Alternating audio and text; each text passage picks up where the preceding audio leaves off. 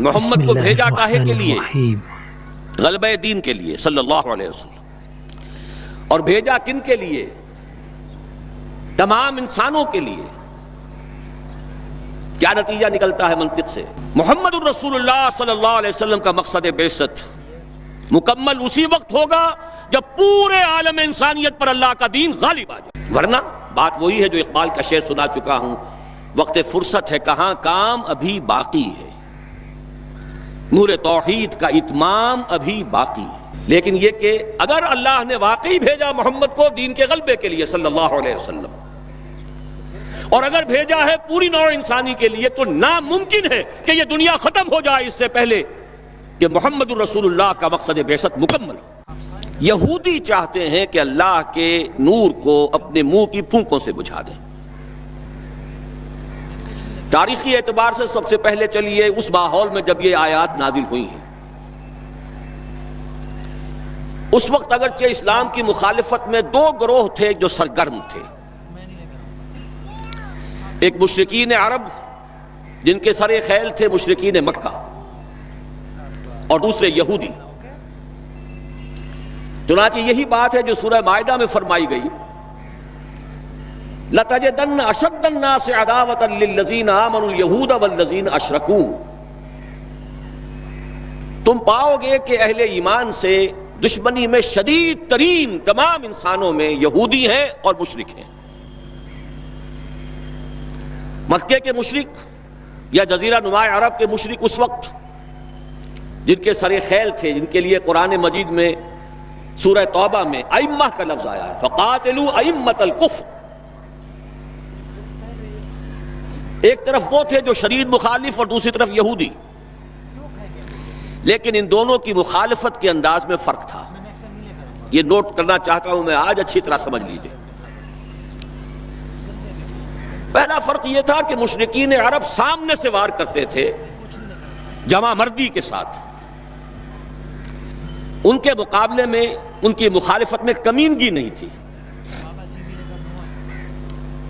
وہ اپنے باطل معبودوں کے لیے بھی گردن کٹا رہے تھے. ابو جہل نے کہا تھا ذرا نیچے سے گردن کاٹنا تاکہ اونچی نظر آئے کہ سردار کی گردن ہے جب تم کسی چیز پر اس کو اوپر لٹکاؤ گے. 70 جانیں انہوں نے پیش کی ہیں بدر میں اپنے دین باطل کے لیے اور اپنے معبودان باطل کے لیے. اس کے برعکس یہودیوں کی مخالفت تھی کمینگی والی مخالفت. ان میں مقابلے کی ہمت نہیں تھی، جرت نہیں تھی. لا یقاتلونکم جمیعا، سورہ حشر میں فرمایا یہ یہودی کبھی تم سے مسلمانوں جمع ہو کر جمعیت کی شکل میں ڈٹ کر میدان میں آ کر مقابلہ نہیں کر سکیں گے. الا فی قرى محصنۃ او من وراء جدر، بڑے مضبوط قلعہ بندیوں میں اپنے آپ کو محفوظ کر کے اور فصیلوں کے پیچھے سے، دیواروں کے پیچھے سے، عورتوں کی طریقے سے پتھراؤ کریں گے، اس کے سوا کچھ نہیں کر سکتے. تو پہلا فرق یہ تھا کہ مشرکین مکہ اور مشرکین عرب بالعموم مخالفت کر رہے تھے، لیکن ان کی مخالفت جمع مردوں والی مخالفت تھی، سامنے کے دشمن کی حیثیت سے کھلم کھلا علی الاعلان. جبکہ یہودیوں کی مخالفت میں کمینگی تھی، سازشی انداز تھا.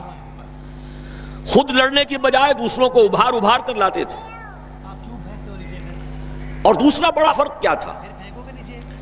اس پہلے فرق کو تو نمایاں کیا اسی لفظ سے کہ گویا کہ اپنے منہ کی پھونکوں سے بجھانا چاہتے ہیں. ابو جہل بھی بجھانا چاہتا ہے اللہ کے نور کو، لیکن اپنے زور بازو کی بنیاد پر.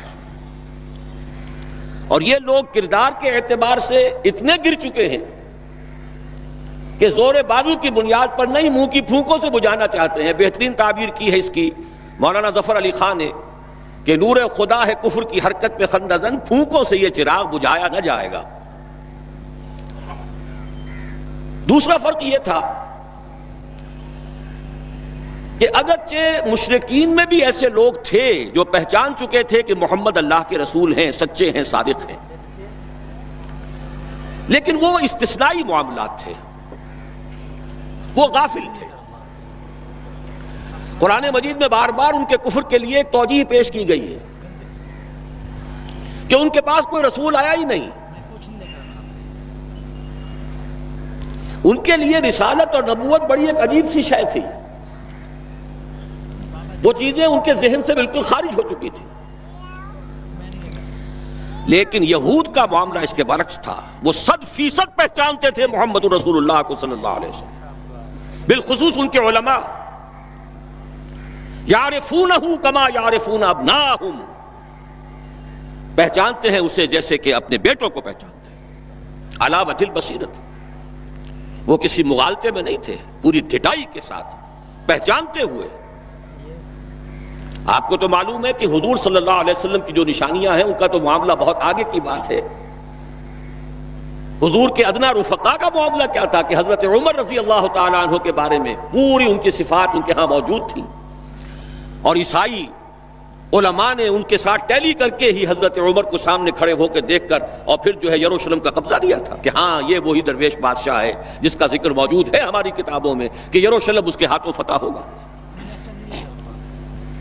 تو یہ دو فرق ذہن میں رکھیے، یریدون لیطفئوا نور اللہ بافواہہم واللہ متم نورہ۔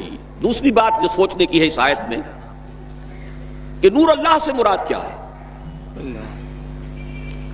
اللہ کا نور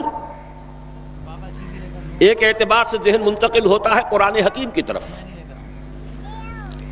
نور اصل میں قرآن مجید میں ہدایت کے لیے بھی آتا ہے، تورات کے لیے آیا فیہا ھدی و نور، انجیل کے لیے آیا فیہ ھدی و نور، روشنی ہی سے انسان راستہ دیکھ سکتا ہے۔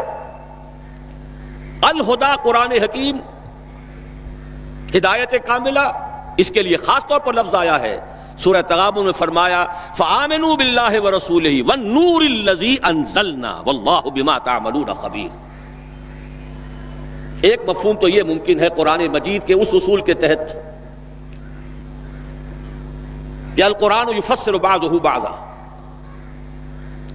ویسے یہ کہ اس کا عام مفہوم اسلام، ہدایت، جس معنی میں چاہے لے لے، لیکن میرا ذہن زیادہ جس چیز کو قبول کر رہا ہے وہ ایک ایسے شخص کی تعبیر ہے جو اگرچہ کوئی معروف عالم دین نہیں تھا، میں نہ عارف نہ مجدد نہ محدث نہ فقیہ، اقبال اپنے بارے میں صاف کہہ رہا ہے، میں نہ عارف نہ مجدد نہ محدث نہ فقیہ، لیکن واقعہ یہ ہے اور آپ کے علم میں ہوگا، میرا موقف یہ ہے، اس دور میں قرآن مجید کا نور بصیرت اللہ تعالیٰ نے بڑے وافر پیمانے پر انہیں عطا کیا تھا۔ انہوں نے تعبیر کیا ہے اس نور کو نور توحید سے، چنانچہ یہ اتمام کا لفظ اس کے ساتھ واللہ متم نورہ، جواب شکوہ کے شعر میں کہ وقت فرصت ہے کہاں، کام ابھی باقی ہے، نور توحید کا اتمام ابھی باقی ہے۔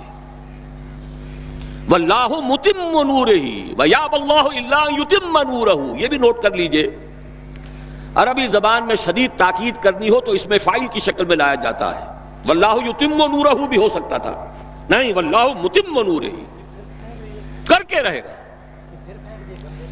اور پھر اس کو منفی اسلوب میں بھی بیان کر دیا تاکہ کوئی شک و شبہ نہ رہے، مثبت بھی آ گیا واللہ متم نورہ، اور منفی ویابی اللہ الا ان یتم نورہ، اللہ کو ہرگز منظور نہیں ہے مگر یہ کہ وہ اپنے نور کا اتمام فرمائے۔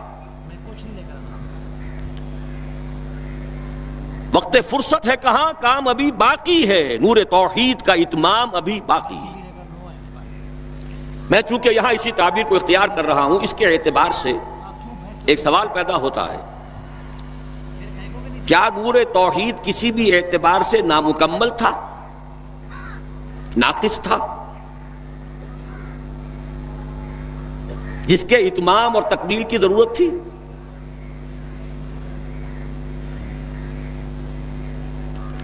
اگر میں اس سوال کا جواب ہاں میں دوں تو آپ سب چونک جائیں گے، لیکن میری وضاحت سن لیجئے۔ جہاں تک عقیدے کا نور ہے، عقیدے کی توحید ہے، اور انفرادی سطح پر اپنے عمل کی توحید ہے، توحید کے دو حصے سمجھ لیجئے،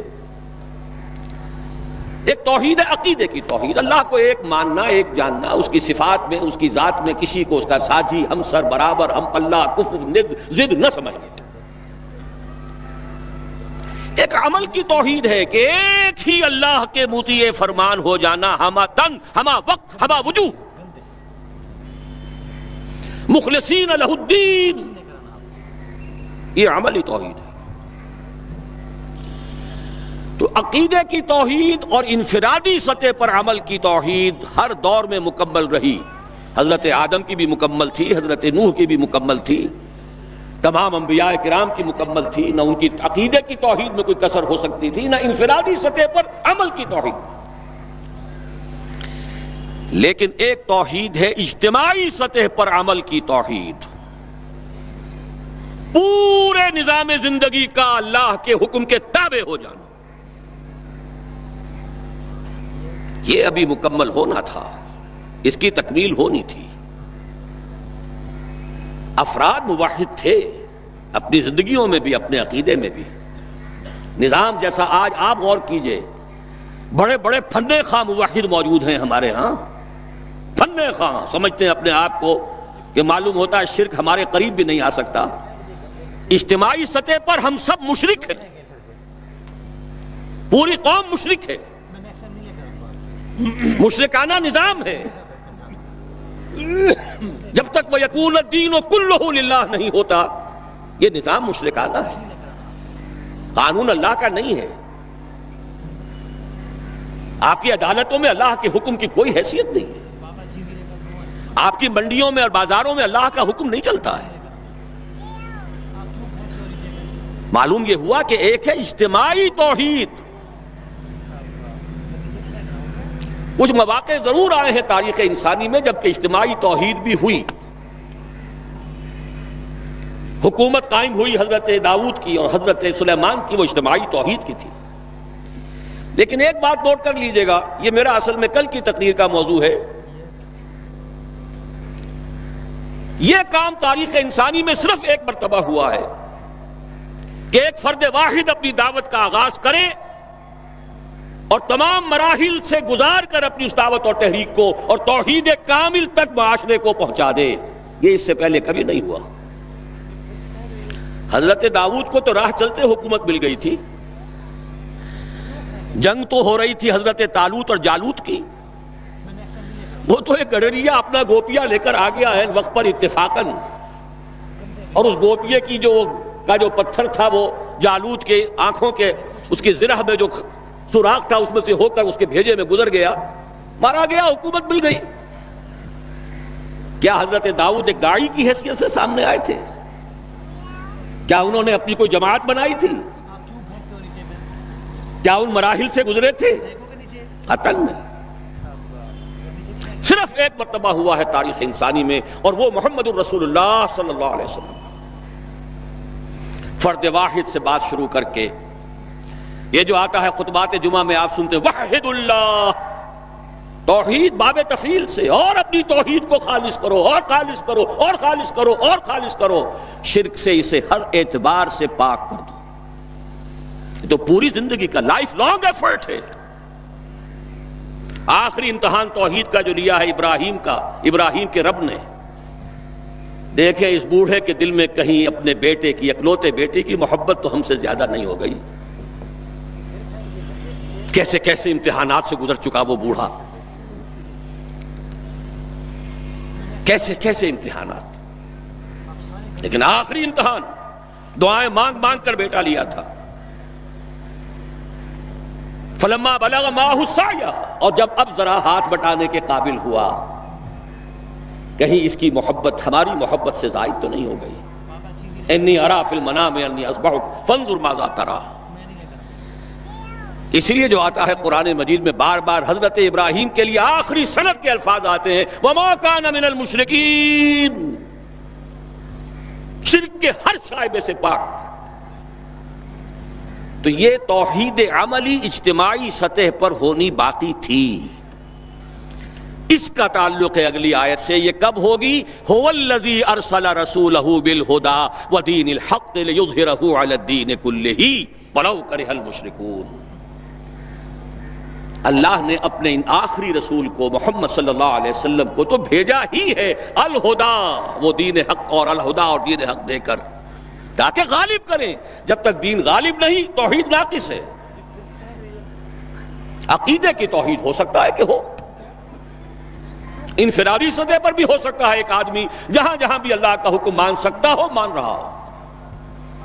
لیکن آخر وہ کسی قوم کا فرد ہے، کسی ریاست کا شہری ہے، کسی خاندان کا فرد ہے، چہار طرف سے جکڑا ہوا ہے رشتوں میں اور تعلقات میں۔ اس کی زندگی کے کتنے گوشے ہیں کہ جن کو ابھی وہ مشرکانہ نظام اپنی گرفت میں لیے ہوئے ہیں۔ یہ در حقیقت اسی وقت ہوگا جبکہ اللہ کا دین غالب ہو جائے۔ هو الذی ارسل رسولہ بالہدی ودین الحق لیظہرہ علی الدین کلہ ولو کرہ المشرکون۔